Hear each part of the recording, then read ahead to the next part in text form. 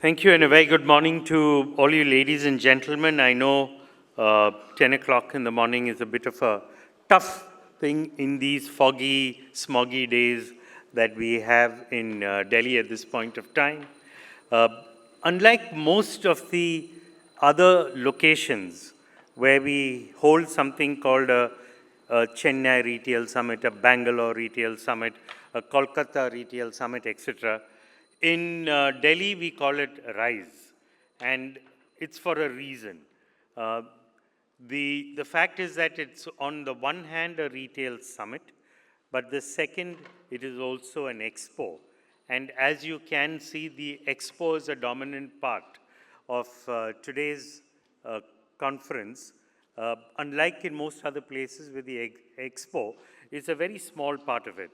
So once again, welcome all of you to the Delhi Retail Summit. We're doing it this year in November as opposed to classically doing it in the first week or the middle of December in most of the other years.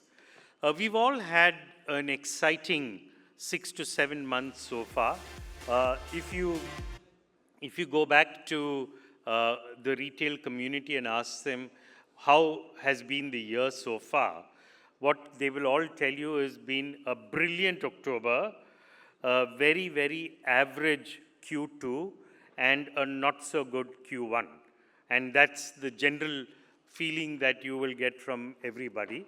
And if you ask them, what do you think are the reasons? Of course, there will be a lot of reasons which will get cited, from the very high temperatures in Q1 to the fact that there was elections, to the fact that there were very few wedding dates, to the fact that you couldn't carry cash around and go to purchase items. You come back to Q2, then they'll tell you that there were heavy rains in Q2 in several parts, and many cities and states got marooned.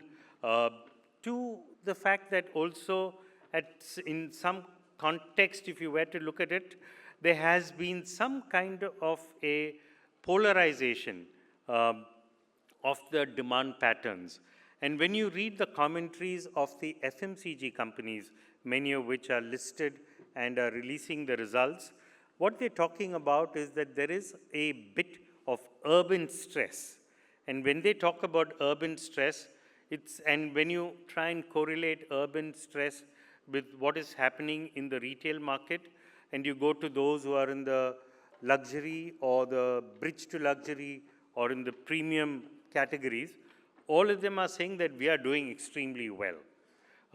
On the other hand, if you go to Britannia and ask them, how are you guys doing? Britannia is saying that we are doing not so good. So what seems to be happening is that certainly lower middle class, lower classes in urban India are certainly getting affected in terms of the inflation levels, and because of which their ability to consume like the way they used to do in the past. But those in retail, we know that we are in this for the long haul. We are not here for 1 quarter or 2 quarters. We're obviously here to build businesses and sustain these businesses over years. And if you truly look at how the second half of the year looks, we saw in today's newspaper that there is expected to be about 4.8 million weddings in the second half of the year, which is between October to February. But effectively, it starts around November 15th after Diwali and goes on up till about March 15th or so. So what you're looking at is a significant number of weddings which are likely to happen. And one thing that we know in India is that if you look at where people spend money, after food and grocery, the second highest head of expenditure are weddings. Because in weddings, you spend on apparel, you spend on jewelry, you spend also on food services, you spend on several categories, and those categories, the demand is boosted because of the wedding season. So if you look at the expenditure of different categories under the broader head of weddings, then you will discover that it's the second largest category. So weddings for us mean a lot in terms of how people come out, their mood in terms of spending, how the purses loosen up when it comes to a wedding, and what does that translate to in terms of business for us as retailers. So I think that's a good thing that we are certainly looking forward to. The second thing that we can really see in the case of the overall retail market is that retail is always a capital intensive business. While it might be negative working capital from an operations perspective, at the end of the day, when you look at what it costs to set up a retail store, which might be anywhere from about 2,000 to about 3,500 rupees a square foot in terms of investment in just interiors. And then when you look at what is your investment in inventory, even at costs that comes to about 1,500 rupees, in order to be able to generate a revenue of about 9,000 to 12,000 rupees per square foot per annum. So what happens is that in a low margin business like retail, where you get a 5% EBITDA or 500 rupees per square foot, maximum 700 rupees a square foot at the end of the year, you have to invest 5 times that amount in order to set up an additional store. So which means that you constantly require money. But once you set up a store, hopefully it will break even fast and hopefully it will pay back even faster. So what does happen is that you need capital, and the only two forms in which you can get capital today as retailers, either you get public or you get private. And what we are seeing is that today, with the public markets opening up, a lot more retailers are courageous enough to move into the public markets and seek public investments in their businesses. We've seen a few which have done this in the last 2-3 months, and we will certainly see a lot more. Some like Vishal Megamart are looking at raising close to about 8,000 crores from the public markets, hopefully in the next couple of months. So like that, there are several more which are looking at being able to raise public money. And we are also seeing that the public is appreciative of retail. But one of the things that we should be cautious about is that the public is also sensible about the way they invest in retail. And we have to remember that our models are also constantly changing.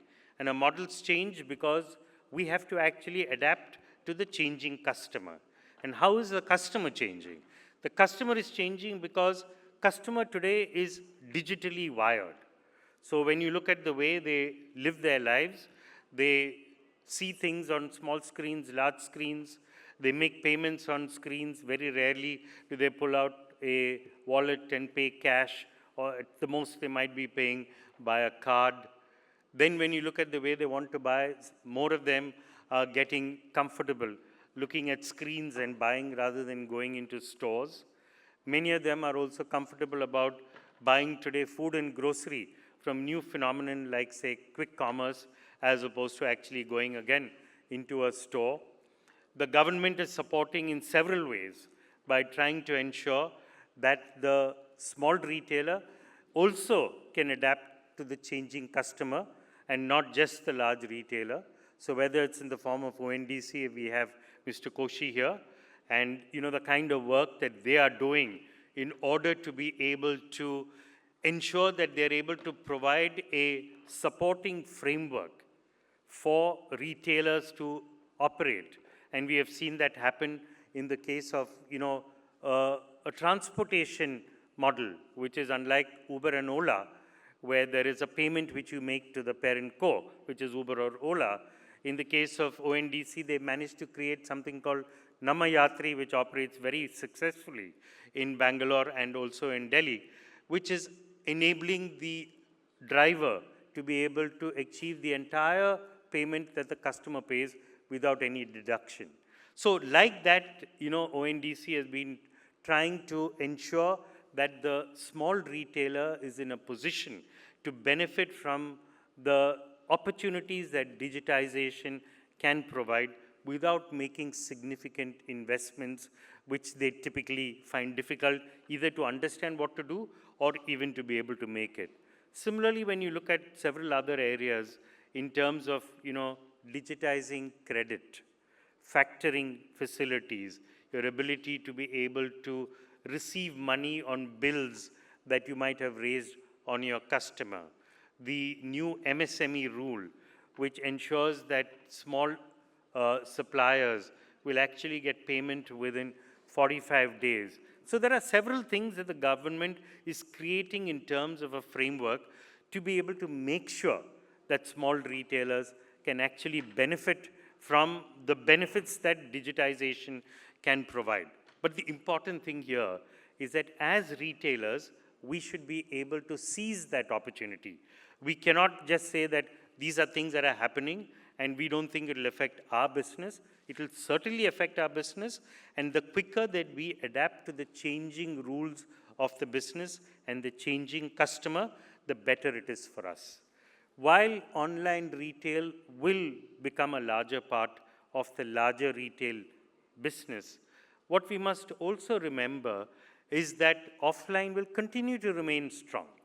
Even if you look at an evolved market like the United States, online retail is still sub 25%.